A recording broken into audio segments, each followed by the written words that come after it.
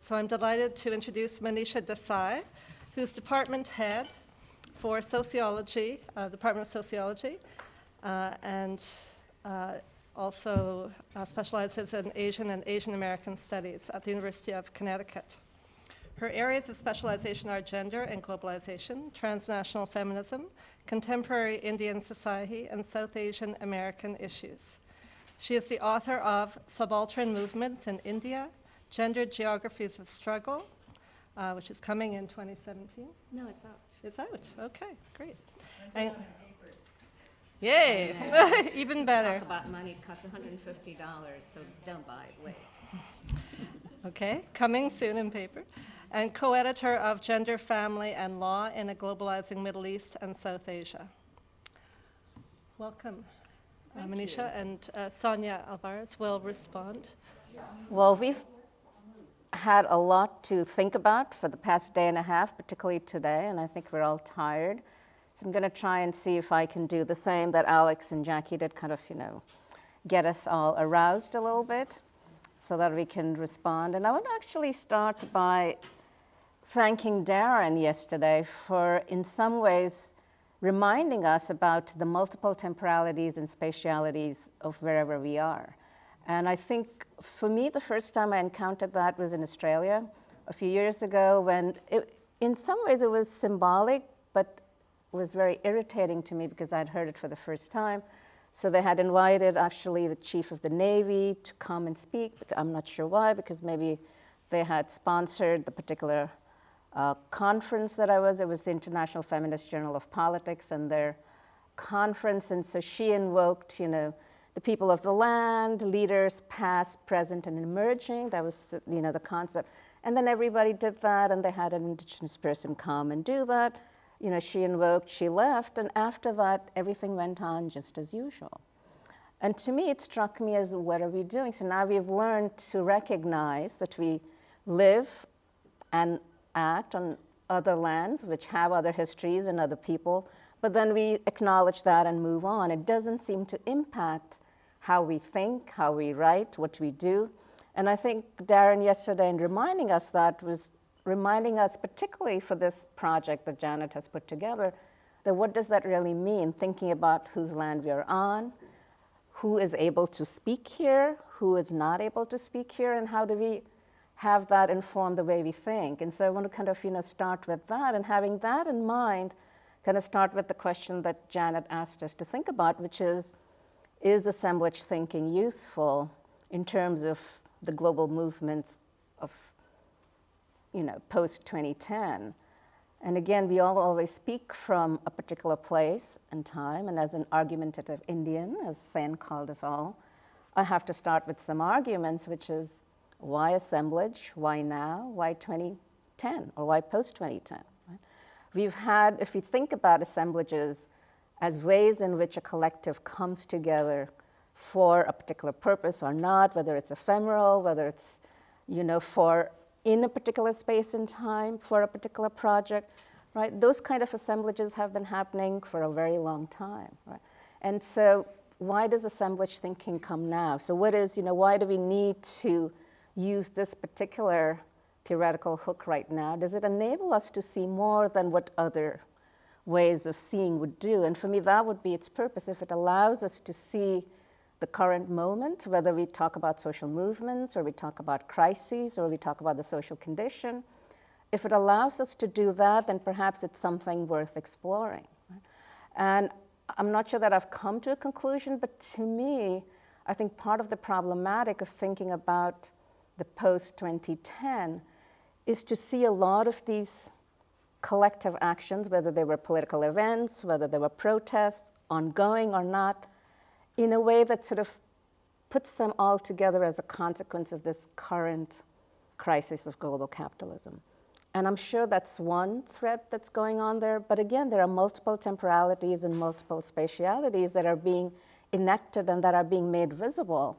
And I think by sort of trying to put them all in this one way of thinking, I think we're doing a kind of disservice in terms of not only our ability to understand, right? And that's where I think also I want to kind of bring back one of the things that Darren said when he had his invocation and he was greeting us and he said he cut it short, but a couple of the things that he did mention, which I thought were very interesting. One was he said, well, we want to be good-minded and invite you all, but I think an important thing that he said was, what are your intentions in this territory? Why do you come here, right? And so I kind of want to ask us to think, what is our intention in asking about, does assemblage provide us a way to think about it, right? And if our intention is, okay, does this provide us a better way to think about what's going on? Does it help us to essentially think about a better social justice project, a way in which all of us can move there? So what is our intention? And I don't have an answer. I mean, this is a question that I want us to think, hopefully, today, this evening, but also when we come back tomorrow, that if you're not asking about our intentions, then I don't know that it actually behooves us to do one thing or another. So that's sort of, one question I have about assemblage thinking. Another, in terms of social movement, and both, Alex and Jackie and Janet, you mentioned that in their critique, that we're not necessarily replacing social movements by assemblage. I think, to me, social movements are problematic because, again, as thinking about, as someone who studied social movements and thinking about Tilly talks about it as a very particular modular response of European modernity, right? And those modular responses cannot just be reproduced everywhere else.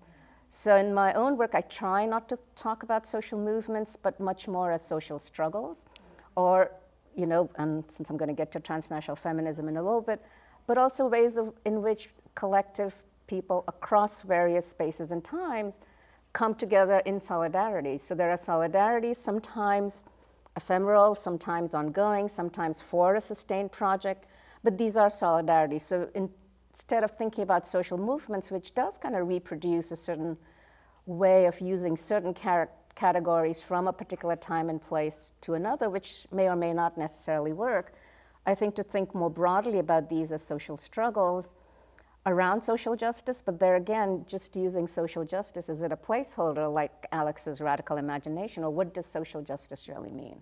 Or if we talk about radical democracy, what does radical democracy really mean? So it does need to have some kind of content, right? And so I think in terms of talking about content is where I'll make my shift to talking about transnational feminist movements. Because transnational feminist movement, the term itself, in some way, at least in the US Academy in particular, originates in the early to mid 1990s. And most people sort of talk about Indipal Grewal and Karen Kaplan's book, Scattered Hegemonies, as sort of one of the canonical texts of transnational feminism. And the other one is Jackie Alexander and Chandra Mohanty's text, right? And all these four scholars are in some ways, thought of as canonical transnational feminists. And what is it that they were doing, right?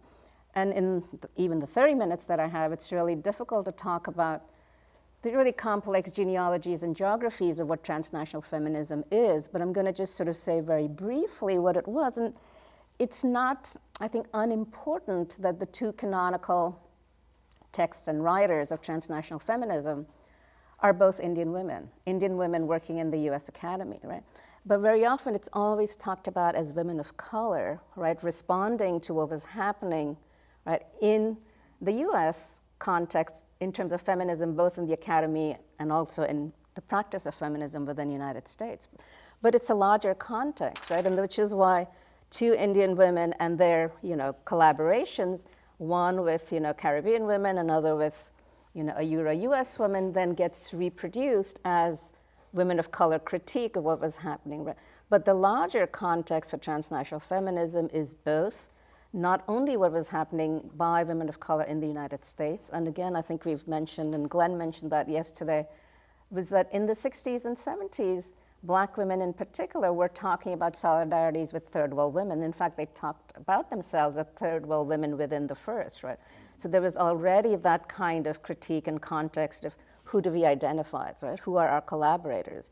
And which was in one way a critique of what, white feminism, as we talk about today, but it was also because it was a larger project, and which is why when we talk about feminism as content, not just as women's rights or women's empowerment, and I have a couple of wonderful quotes from local leaders in India, which will kind of give you a sense of the ways in which you can even take content and reappropriate and refashion it. But before I get to that, I also want to talk about, so it wasn't just what was happening in the US in terms of black women and other women of color making, these transnational connections to women elsewhere. But there was also the context of the United Nations conferences that emerged. First in 1975 was the International Women's Year, as some of you may know, and then 1975 to 1985 was the International Women's Decade, and the United Nations became this very big site of essentially, through its preparatory meetings and elsewhere, kind of circulating a particular understanding of women's rights and women's empowerment throughout, and that was sort of one of the critique, right, initially, right? So the first conference that took place in Mexico City was very contentious, and part of the contention actually had to do with Israel and Palestine, because women from Israel and Palestine were saying, okay, if you're going to talk about rights, we also have to talk about rights and racism and land. And of course, a lot of the white feminists at the time thought that this was not feminist at all. Feminism was then restricted to just violence, sexual and reproductive rights. We didn't even talk about reproductive rights then. The language kind of emerged later, but it was primarily anti-abortion, violence against women, what was, narrowly defined. And so all of the concerns coming from women from the so-called third world at the time were very contentious debates, right? And over then in 1980, it was around sexuality. That conference happened in Copenhagen, and there it was, around heteronormativity versus sexuality. And then in 85, and I think that's where things begin to shift. It's the first time that the conference is in Nairobi. It's in Africa, and so you have who comes there is very different, right? So in Mexico and in Copenhagen, it was primarily North American and European women who were there. You move to Nairobi, and for the first time, you have a lot of African women and also Asian women who come, right? And so it kind of changes the tenor of what feminism is, what women's rights are. But at the same time, what's also happened around that time, I think because of the critique in the US, critique from the third world of the first world, you have a, emergence of what one of my colleagues, Jody Dean, has called solidarities of difference, that you begin to recognize that feminism and women's rights are not just about abortion rights, are not just about reproductive rights, are not just about violence against women. Of course, they're about all of those things too, but they're also about issues of race, of nationalism, of land, and various other things.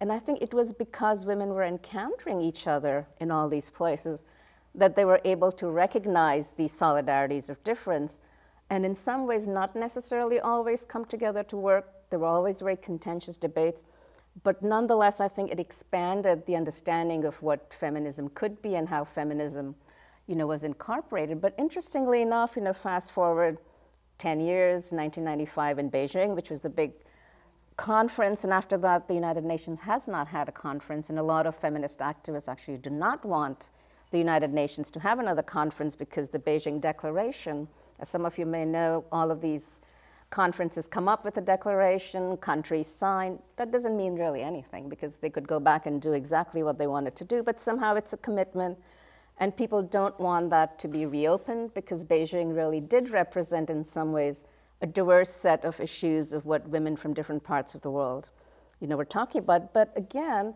transnational feminism at the UN site has been kind of critiqued as a way of, UN feminism, and that doesn't necessarily, reflect what's going on.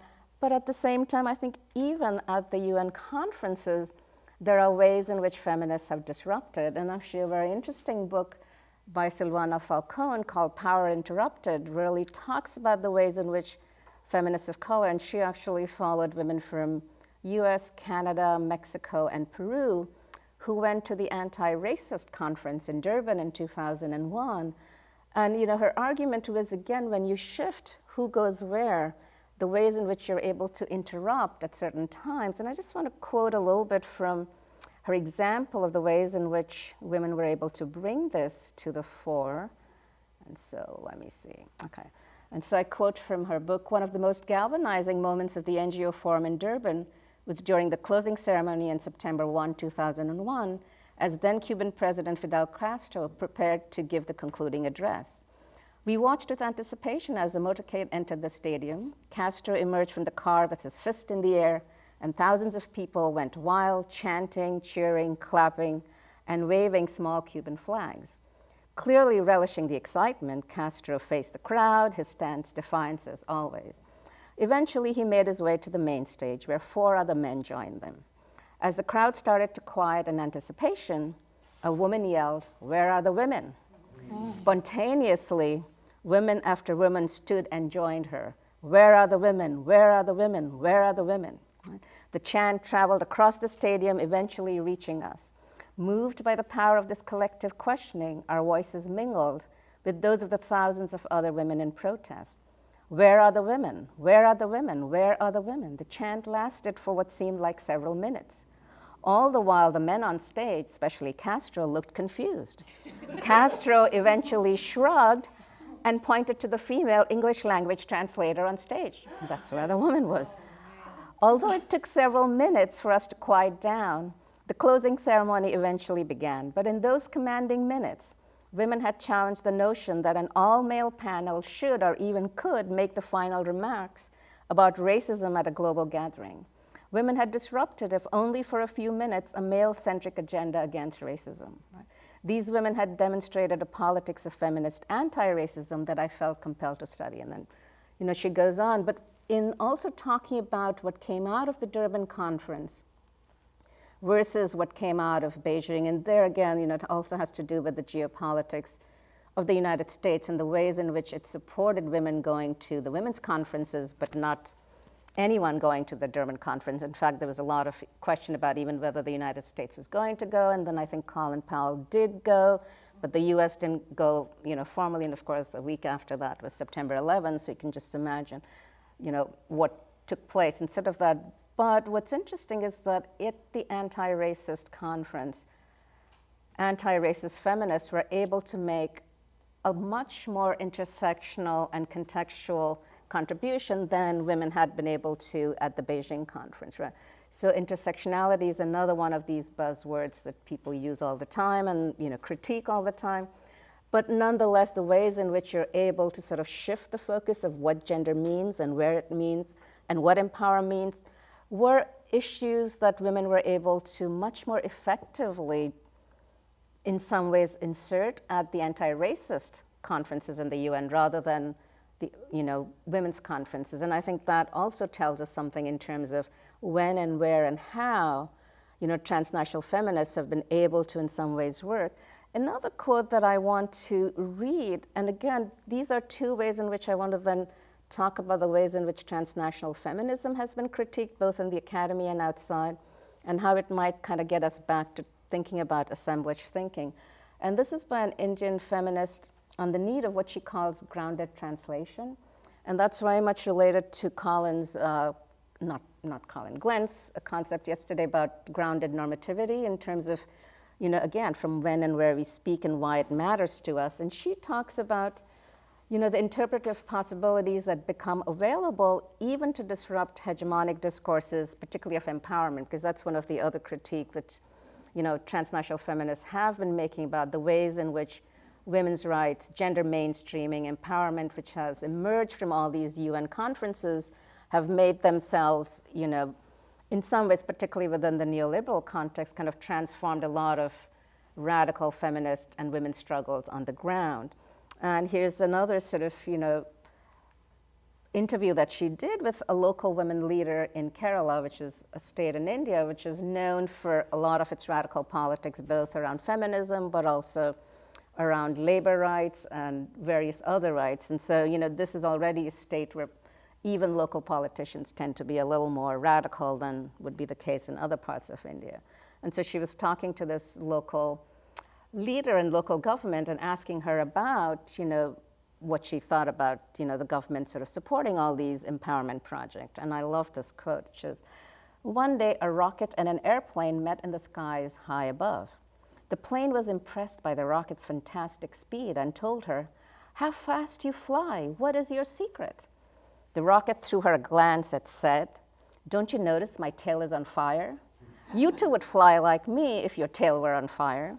And then she continued, 'Well, I'm flying very fast, but I have no clue where I'm going and whether I will come back home safely. You're flying slow, yes, but aren't you relieved that you know where you're going and will get home in time too?' Well, I think that empowerment is what the rocket is experiencing." Right? So even, the critique that these are, local bureaucrats and government officials who are just kind of following, a model of neoliberal governmentality in terms of women's rights, really doesn't capture what people on the ground will do, provided you have this kind of translation which is much more grounded, right? And so in some ways, as kind of transnational feminism from the US Academy, influenced by various, temporal and spatial critiques that have emerged in the US, elsewhere, kind of morphed into what we today see almost as a buzzword, has evolved. What you kind of also see, and this is I kind of want to now refer to a piece that Janet just wrote that's kind of forthcoming in Feminist Theory about what she sees as a disconnect between transnational feminism in the academy and transnational feminism that operates, and she was particularly looking at the World March of Women in the context of the World Social Forum, right? And what she saw is that transnational feminism in the academy has become increasingly, complex, nuanced, theorizes intersectionality, post-coloniality, but that when she looked at, the transnational feminism, and again, I'm simplifying just because I want to make a point, which is that the World March of Women, even as they are informed, by, an anti-colonial project, informed by their own particular histories within Quebecois nationalism and socialism, that when you actually look at what they're doing in the World Social Forum versus transnational feminism in the academy, and in some ways that's kind of relevant to the point that Alex and Jackie were making in the earlier panel, Janet finds what she calls a misfit, and she finds that there's not much resonance between transnational feminism as theory in a particular site and transnational feminism. And both are activism. She doesn't necessarily separate them as theory and practice, but the theories of transnational feminism in two different sites in the academy versus at the World Social Forum, right? And she calls that a misfit. And to me, it's not necessarily a misfit because I don't know that why there needs necessarily to be resonance between these two different sites of theorizing, because they are different modalities and there are different purposes, and they sometimes may meet together. So for me, it's not so much a misfit as a lack of communication. That in some ways right now, I think transnational feminism, and this goes back to the conversation from the earlier panel, is that transnational feminism is theory as activism and activism as theory. And very often people in the field, particularly transnational feminists today who are writing, and again, it's very interesting that a lot of the critique of transnational feminism is again being articulated by other Indian women scholars, feminist scholars. And so there's this genealogy of Indian feminism that kind of weaves, and I've thought about it, but I'm not exactly sure where to go with that, but that's just something that I've observed, and I'd like you all to comment on if you have thoughts too. But that critique is that now transnational feminism, at least in the US context, really signifies everything and nothing. And most importantly, it signifies non-US, right? So that it's become another way to talk about what we used to call in the old days first world, third world, right? Or any of these. Exactly. So you no longer talk about, anything that's non-US is essentially transnational feminism, right? And so that's kind of become, a big critique of Whoa, 5 minutes. Okay, and I thought I wasn't even going to take my half an hour. All right, so that's kind of become a critique of transnational feminism within the US Academy. And so where do we go from there, right? And so, the most recent critiques that have come up, from Nagar and Swarth's book and others is a way to talk about, not necessarily to abandon it, but to kind of go back to the notion of transnational feminism and its relationship, its solidarities across borders, right? So if you think about, Grewal and Kaplan's notion of transnational feminism, essentially what they were trying to do in some ways was to bring the notion of colonialism, patriarchy to contemporary globalization as it crossed and led to what they called scattered hegemonies. That is, you see, same kinds of hegemonies, but they're not the same. They are, they in some ways combine in different ways, and that's probably, I think, the utility of assemblage is to think about how a lot of these different social forces come together in different time and context in particular places, and that might be a useful way to think about them. And so then you have Mohanty and Jackie Alexander talk about them as leading to solidarities across borders. So you're not sort of going back to the initial sort of early transnational feminism, which was sisterhood is global, and in some ways transnational was also defining against global feminism and against international feminism, and we can go into that later if you want to talk about it, but I don't have time. But so their point was, there isn't a universal patriarchy. It was kind of Western patriarchy masquerading as a universal patriarchy against which we had to have this global sisterhood. And instead they were talking about solidarities across borders based on a common struggle, but not necessarily about the same things, right? And so that was sort of, their way of saying we need to be, again, located back into the kind of projects, radical projects we have. And so there's kind of a notion of going back and in some ways rethinking really the radical critique of transnational feminism and kind of reappropriating it as radical praxis, right? Both in terms of theory and practice of transnational feminism in different places as different women organize, and not necessarily women themselves, but as you have, particularly because that's part of the project, is if gender gets just reduced to women, and if you're talking about dismantling various kinds of scattered hegemonies and patriarchies, you can't really do that if you do not involve other people who are also part of that conversation, right? And so in some ways, I think transnational feminism both provides some ways for us to think about whether assemblage thinking can be useful, but I think neither transnational feminism, despite its kind of origin in post-colonial feminism, nor assemblage thinking provide us a way to, I think, deal with sort of two questions, which is, I think, what social movement theory in general has been doing, and I'm sort of talking about it more broadly. One is kind of the decolonial turn, and the other is the epistemic turn in social movements. That if we think about social movements both as sites of knowledge productions, as sites of coming up with different epistemologies that mark a rupture with contemporary epistemologies, and if we think about that as related to the decolonial project, then I don't think transnational feminism, despite its sort of ways of rethinking about gender and women's rights, has really deconstructed the notion of gender and the work that gender might actually do in different places. So while we can all think about the ways in which women's rights, are the same everywhere, and are human rights, and human rights are women's rights, what does that mean for different groups of women in terms of how they define their rights in relationship to land and relationship to caste, particularly in the case of India, where Dalit feminists are now kind of, rethinking a lot of what other Indian upper caste Brahminic feminists are doing. So I don't think either of those have kind of really looked at the way in which a certain kind of category of gender, which is based on a particular European binary, modern binary of male and female, gets reproduced and might actually allow us to rethink what rights might look like if we didn't necessarily go, with those two categories. And maybe I'll kind of just stop there and take questions. One of my pet peeves is this whole idea. I just taught Sidney Tarrow's book not too long ago, and this idea of social movements having been born in 18th century Europe just drives me up a wall. And I don't think that we need to certainly adhere to such a notion of social movements. So one of the things we need to do is decenter the notion of social movements, which is what I think assemblage thinking and other kinds of thinking is going to help us do. Now on to transnational feminism in and of itself. A big question, you said it originates in the early to mid-90s, and you mentioned Scattered Hegemonies and the Mohanty Alexander book. And I thought to myself, well, first of all, from the vantage point of Latin America, as you know, transnational feminist organizing had started in 1981 and long before that.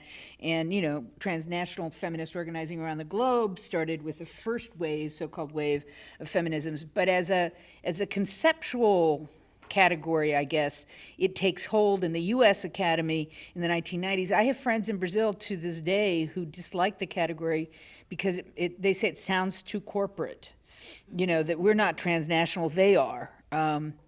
it's a funny reaction. When I first heard it, I thought, but it's still, even from the vantage point of the States, or from the vantage point of North America, what is a transnational feminist? I've heard people refer to themselves as transnational feminists. Is it a person? Is it an analytic? Is it a framework? Is it a movement? Is it in the academy or versus on the ground? Is it activist knowledge producers in the World March of Women, or is it the International Women's Studies Association meetings, or et cetera? I think there's a lot of confusion about what that term means, whether it's an analytic, whether it's a form of activism, or whatever, that I think is worth considering further. I do agree with you that in the U.S. Academy, in any case, the term has come to mean thinking outside the U.S. box.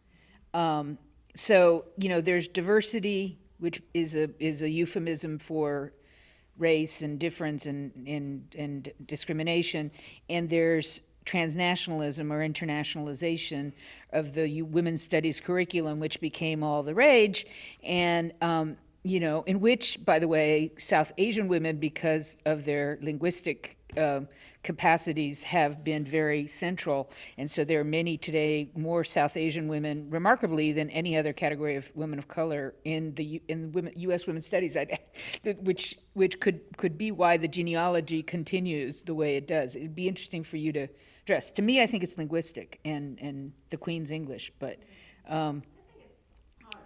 Well, I think it is a big part of it, but in any case, okay. So ways of thinking not outside the U.S., and that's what I think. So even if you don't think about it transnationally, like if I teach a class on women in Venezuela, it's considered a class on transnational feminism, which is preposterous, right? It's just a class about women in Venezuela. So it's a shorthand for all of these things. I also think that some people, this is different, some people tell the story of transnational feminism as if it were a story about UN conferences, and you and I know who those people are.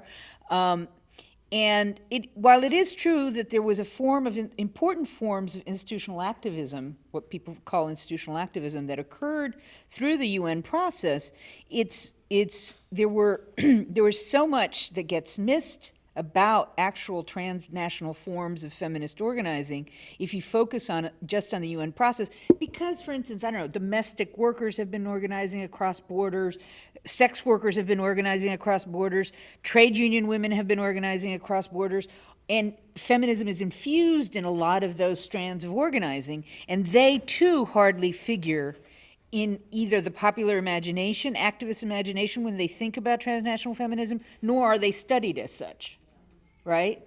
So, and that's partly because those exchanges are often translocal exchanges. They're not like the Domestic Workers Association of Canada organizing together with the Domestic Workers Association of Egypt, but rather several groups that come together in these ways.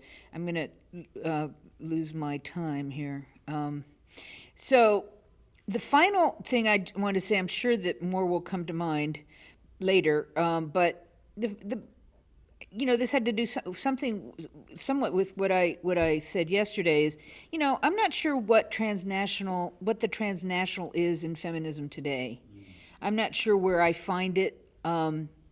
It's still in the another world translation that I mentioned yesterday. I mean, though the other world translation is itself in a somewhat fizzled out form, but that doesn't mean anything. Doesn't mean it's not there. Doesn't mean it's dead. It's barely at the UN, right? Because most people have been completely disillusioned with what they got out of that participatory process. The few spaces that are transnationalized within networks, the few spaces in transnational networks that still exist are occupied by the elite in movements, and that's true of the World March, in my opinion. So you say transnational movements, and they've got, 138 countries are involved and whatnot, but there's only 11 women who travel, from one place to another. And so I wondered, I mean, I was thinking about this here. Wasn't thinking about it before I came. Might it be more appropriate to talk in some other way about globally minded translocal movements, or translocal movements who have a global political imaginary, to use Alex's term, or who develop together a global political imaginary or something? Because I think that the word transnational feminism never really fit many forms of actual activism. And anyway, so I'll stop there.